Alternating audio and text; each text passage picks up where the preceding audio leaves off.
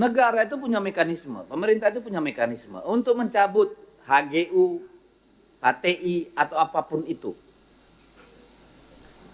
Tolong dievaluasi dan didistribusikan, Pak. Banyak itu yang punya konsesi itu, Pak, tidak seluruhnya diusahakan. Tapi gitu rakyatnya mau makan nanam jagung, dipanggil polisi, Pak.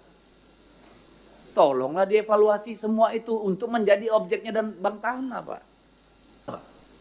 Benar nggak asumsi saya? Kalau melihat ini, konflik soal tanah banyak karena apa? Konsesi. Konsesi dari mana? Kementerian Kehutanan, Kementerian SDM. Kan begitu, Pak. Jadi tolong ini dirapatkan kembali, Pak. Soal struktur ini. Harus ada di sini supaya kita melihat persoalan ini secara inklusif. Itu satu.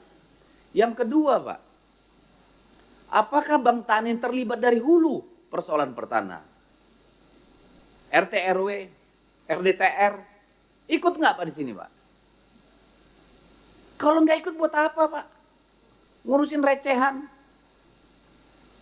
Bapak kan harus terlibat di sini. Oke, Kementerian ATR BPN, bank tanahnya di mana? Untuk apa kita reserve tanah, Pak? Untuk keadilan, untuk pemerataan, Pak. Untuk pengusaha sudah diurus sama Kementerian Teknis, Kementerian Kehutanan, Kementerian SDM. Untuk rakyat yang ngurus siapa? Jadi harus dari hulu Bapak ikut. Bank tanah itu kedua. Yang ketiga, bank tanah itu punya nggak rencana jangka panjang, Pak?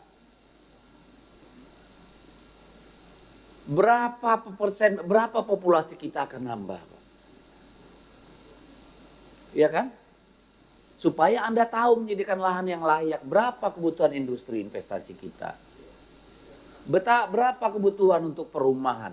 Punya nggak Bapak roadmap itu?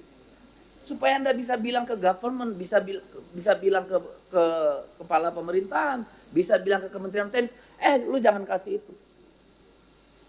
Ini riset buat rakyat, ini riset buat pangan, ini riset buat peternak yang lain-lain. Kalau Bapak nggak ada di sana, nggak ada guna, Pak. Bapak itu ibarat atapnya bocor, kerja Bapak itu naruh ember nih, naruh airnya. Karena Bapak ada di hilir. Jadi harus masuk di dua itu, Pak, supaya bermanfaat bank tanah ini.